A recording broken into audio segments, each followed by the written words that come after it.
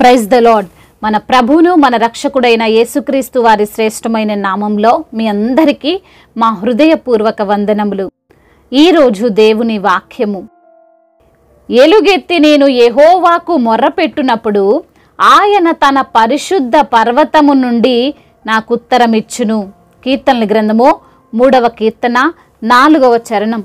I cried aloud the Lord and he answered me from his holy hill. Psalms chapter 3 verse 4. ఈ రోజుకు గాను కృపగలిగిన దేవుడు మనకు అనుగ్రహించిన వాక్య భాగమును బట్టి ధ్యానించుకుందాము. ప్రభునందు ప్రియమైన సహోదరి సహోదరులారా, ఎప్పుడైతే నీ చుట్టూ సమస్యలు చుట్టుముట్టాయో, ఎప్పుడైతే నీ శత్రువులు నిన్ను వెంటాడుతున్నారో, ఎప్పుడైతే నీ అనారోగ్యము నిన్ను భయపెడుతూ నిన్ను బలహీనముగా మారుస్తుందో, అప్పుడు నీవు మొరపెట్టాల్సింది, సహాయము కోసం అర్జించాల్సింది సజీవుడైన దేవుణ్ణి, సర్వశక్తి గల దేవుణ్ణి. ఆయన్ను మాత్రమే నీకు సమాధానం ఇవ్వగలడు, ఇస్తాడు కూడా అని దావీదు భక్తుడు ఈ కీర్తనలో మనకు తెలియజేస్తున్నాడు. చాలా సందర్భాల్లో మనం కష్టంలో ఉన్నప్పుడు, మనము బాధల్లో ఉన్నప్పుడు, మన చుట్టూ మనతో ఉన్నవారిని సహాయం అడిగితే తృణీకరణలే చూస్తాం. నా వలన కాదండి, నేను చేయలేనండి అని మాటలు మనం వింటుంటాం. వారు సహాయము చేయగలిగిన స్థానంలో ఉన్నప్పటికీ ఎందుకో మరి మనకు సహాయం చేయడానికి ఇష్టపడరు. ఈరోజున నీవును నీ సొంత వారి చేత తృణీకరించబడ్డావేమో, నీవు వారికి మొరపెడుతుంటే పట్టించుకోవడం లేదేమో, నీ బాధలు చూస్తున్నారు, నీవు పడే వేదన చూస్తున్నారు, నీ కన్నీరు చూస్తున్నారు, అయినా వారి హృదయము కరగడం లేదేమో, కఠినులుగా కర్కశులుగా మారిపోయారేమో. నిన్ను ప్రేమించే దేవునికి నీవు మొర్రపెట్టు, నిన్ను ఆయన తప్పక రక్షిస్తాడు, కాపాడుతాడు, నీకు విడుదలను కలగజేస్తాడు. దావీదు ఈ కీర్తన ప్రారంభంలో అంటున్నాడు, యెహోవా నన్ను బాధించువారు ఎంతో విస్తరించి ఉన్నారు, నా మీదికి లేచువారు అనేకులు అని. దావీదును అతని కుమారుడైన అబ్షాలోము రాజ్యము కోసం చంపాలి అని చూస్తాడు. దాదాపు 12,000 మందిని ఏర్పాటు చేసి దావీదును చంపడానికి ఒక ప్రణాళికను సిద్ధం చేస్తాడు. ఒక్కరు కాదు, ఇద్దరు కాదు, 12,000 మంది.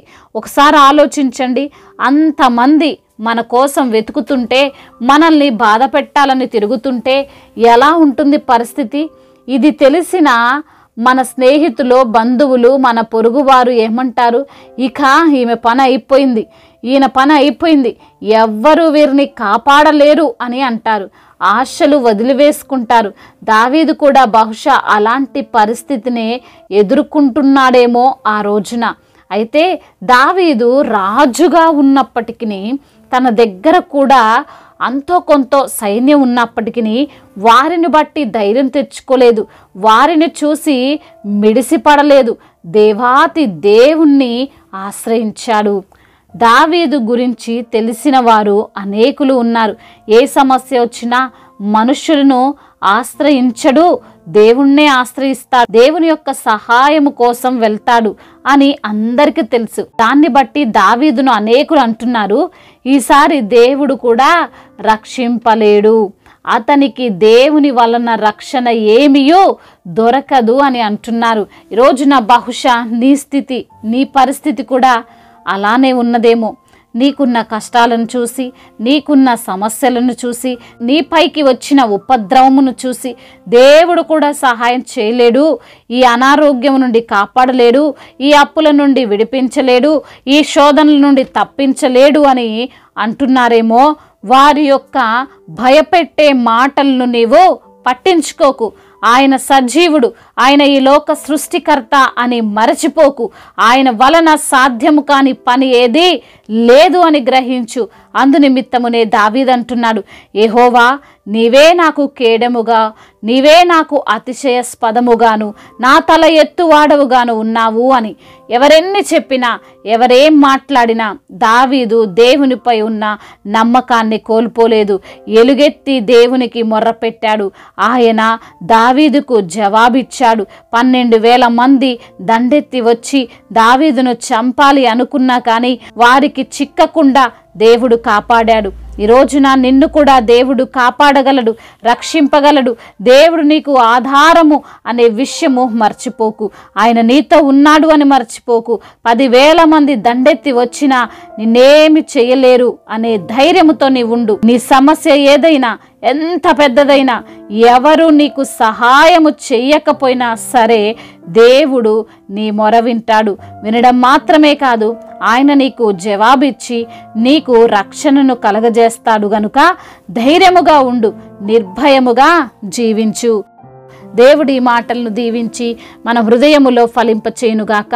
వాక్య భాగమును బట్టి ప్రార్థించుకుందాము. ప్రతి ఒక్కరు కూడా ప్రార్థనలో ఏకీభవించగలరు. ప్రార్థన. సర్వశక్తిమంతుడా, సజీవుడా, బలమైన దేవా, నిత్యుడగు తండ్రి, సమాధానకర్త, నీకు వందనములయ్యా, స్తోత్రములు చెల్లిస్తున్నాం తండ్రి.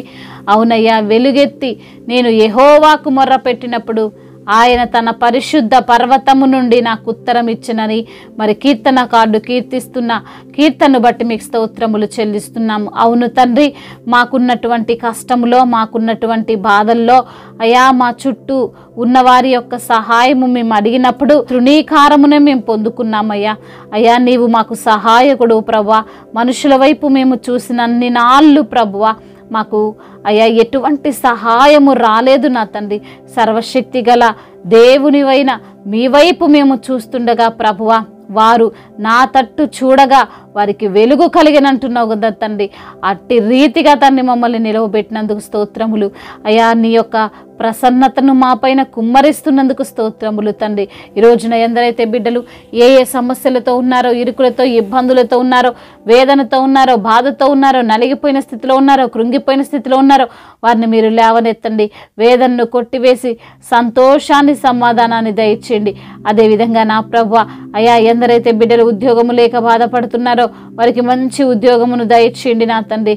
అదేవిధంగా తండ్రి అయ్యా, ఎందరైతే బిడ్డలు ఈ రోజున నా తండ్రి అప్పుల ఊబిలో కూరుకుపోయి ఉన్నారో వారిని లేవనెత్తండి అయ్యా. అదేవిధంగా ఆర్థిక సమస్యలతో ఇబ్బందులు పడుతున్న ప్రతి బిడ్డకు యేసు నామములో విడుదల దయచేయండి అయ్యా. కుటుంబపరమైన ఇబ్బందులు అయ్యా, కుటుంబపరమైన శ్రమలు అన్నిటి నుంచి కూడా బిడ్డలకు విడుదల దయచేయండి ప్రభా.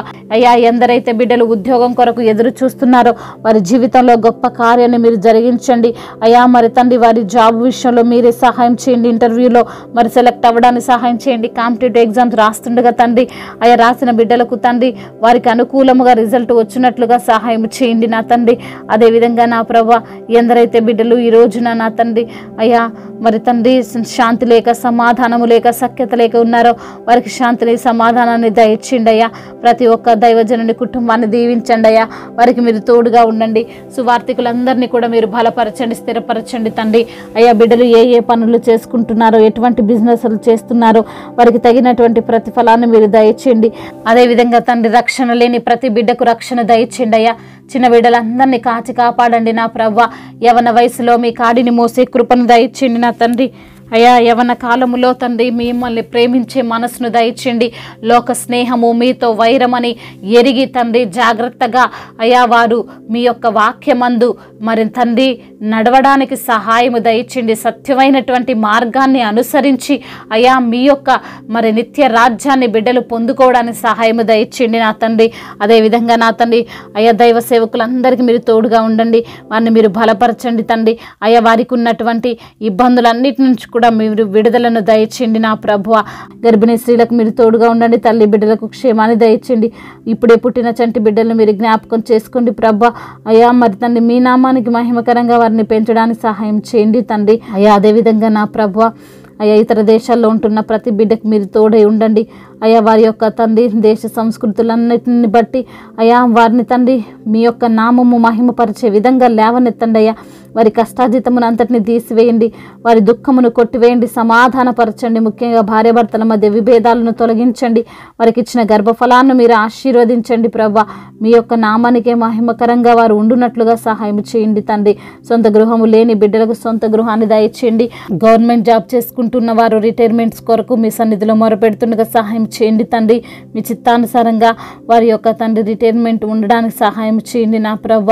అదేవిధంగా నా ప్రభ చెప్పలేనిటువంటి బాధతో విరిగి నలిగిన హృదయంతో ఎందరైతే బిడ్డలు ఉంటున్నారో వారి మొరను మీరు ఆలకించి సమాధానమును అనుగ్రహించమని, అయ్యా మీరే సమస్త మహిమ ఘనత ప్రభావములు పొందుకోమని నజరేయుడైన యేసుక్రీస్తు వారి శ్రేష్టమైన నామంలో ఈ ప్రార్థనను అడిగి వేడుకొని పొందుకొని ఉన్నాము మా ప్రియ పరలోకపు తండ్రి.